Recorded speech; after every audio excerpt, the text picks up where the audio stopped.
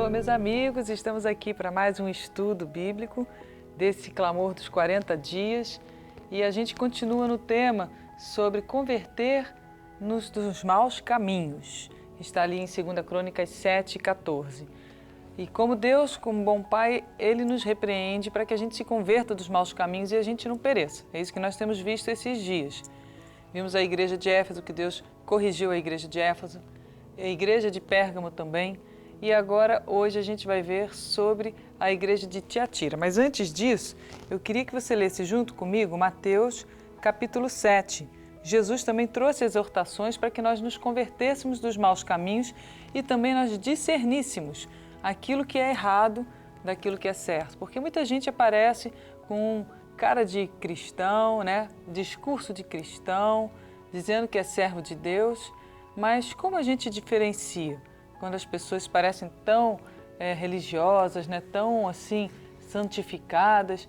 Como a gente vai saber se nós não temos um scanner de coração, né? Só Deus é que conhece os corações.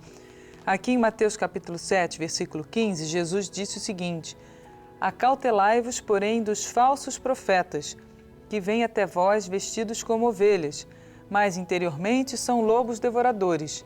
Por seus frutos os conhecereis. Porventura, colhem-se uvas dos espinheiros ou figos dos abrolhos? Assim, toda árvore boa produz bons frutos, e toda árvore má produz frutos maus. Não pode a árvore boa dar maus frutos, nem a árvore má dar frutos bons. Toda árvore que não dá fruto bom, corta-se e lança-se no fogo. Portanto, pelos seus frutos os conhecereis. Então, Jesus nos traz um discernimento que nem todo que diz, né, que é cristão, a gente pode chegar e acreditar que é filho de Deus e seguir aqui suas palavras, né, os seus conselhos. A gente precisa saber pelos frutos. Porque se a pessoa diz que é de Deus, mas ela comete a maldade, ela comete um monte de injustiças, o fruto dela não está sendo bom, está sendo mal. Então esse é um dos pontos. E depois ele continua falando que quem vai entrar no reino dos céus? Olha só que exortação, mas é importante nós nos acautelarmos disso. 21. Nem todo que me diz Senhor, Senhor, entrará no reino dos céus, mas aquele que faz a vontade de meu Pai que está nos céus. Ou seja, puxa-saco não entra no céu, tem que realmente ser aquele que faz a vontade de Deus e se converte. Muitos me dirão naquele dia, Senhor, Senhor, não profetizamos nós em Teu nome? E em Teu nome não expulsamos demônios? E em Teu nome não fizemos muitas maravilhas? E então lhes direi abertamente, nunca vos conheci.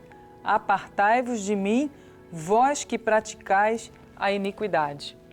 A exortação que eu vejo hoje Deus nos trazendo quando Ele fala da gente se converter dos maus caminhos, Ele está falando, olha, se você pratica a iniquidade, não adianta você dizer que evangelizou, que construiu casa para um monte de gente, que ajudou, visitou um monte de gente no hospital, que fez isso, fez aquilo, que expulsou demônios. Isso é muito sério.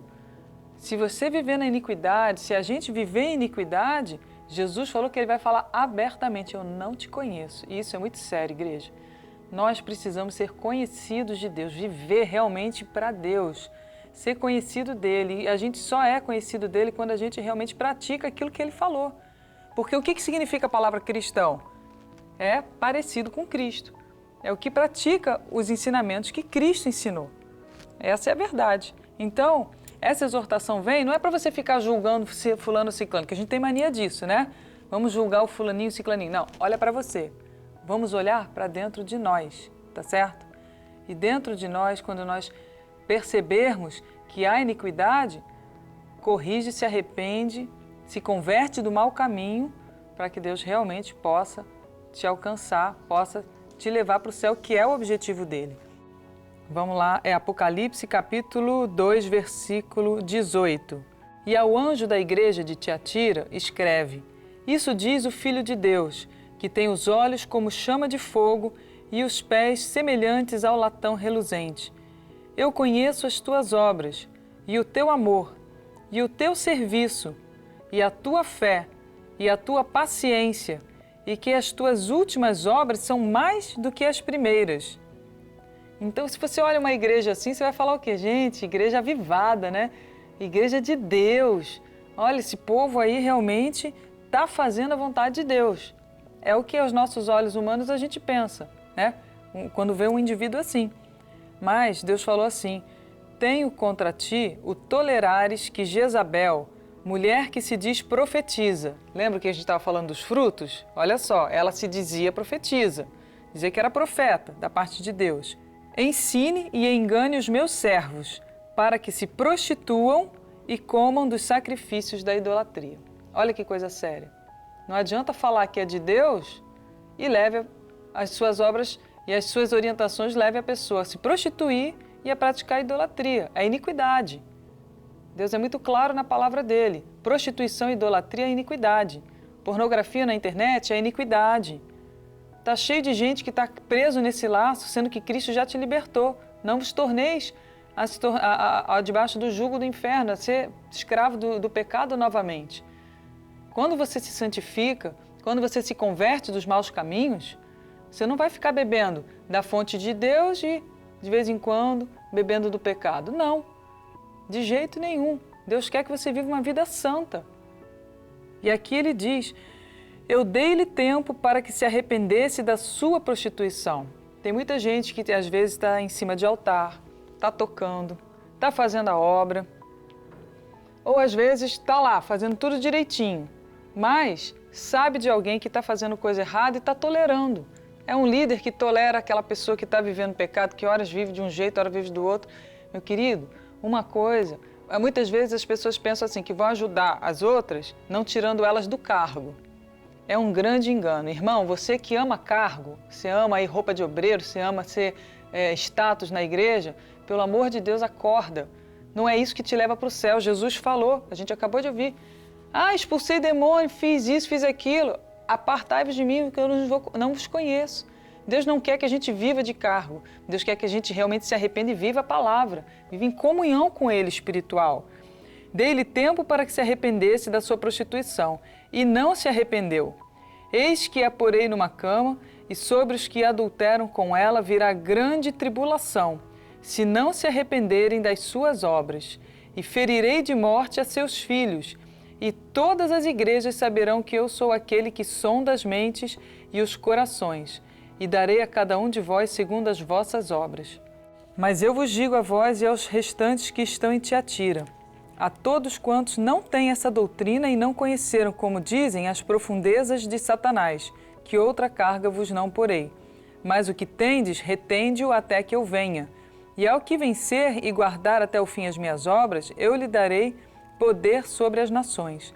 E com vara de ferro as regerá, e serão quebradas como vasos de oleiro, como também recebi de meu Pai. Dar-lhe-ei a estrela da manhã. Quem tem ouvidos, ouça o que o Espírito diz às igrejas. Irmãos, vamos ouvir o que Deus está falando para nós. Pecado é pecado e não vamos nos atrelar à iniquidade. Não fica pensando, mas para mim tem uma exceção, mas Deus entende, mas não sei o quê. Não. Deus falou que vai falar abertamente.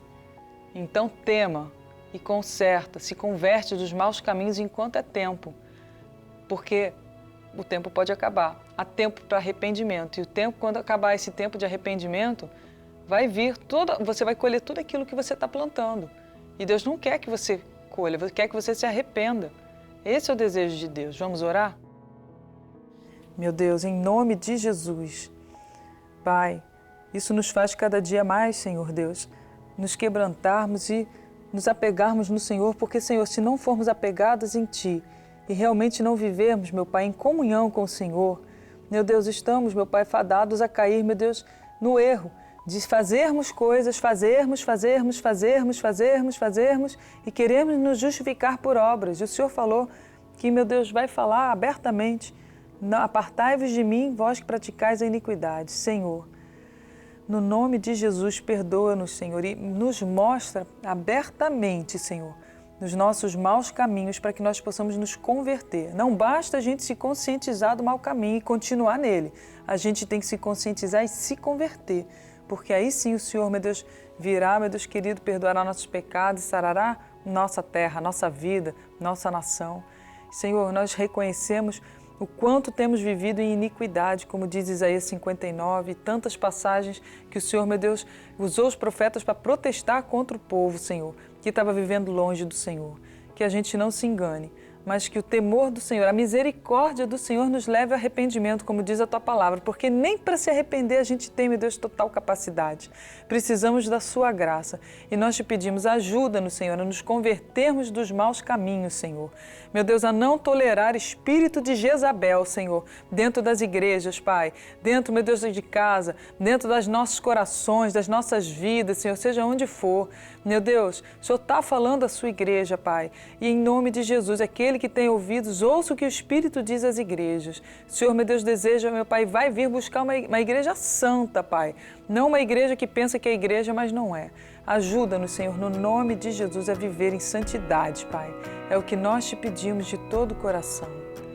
Amém. Deus abençoe e até o próximo programa.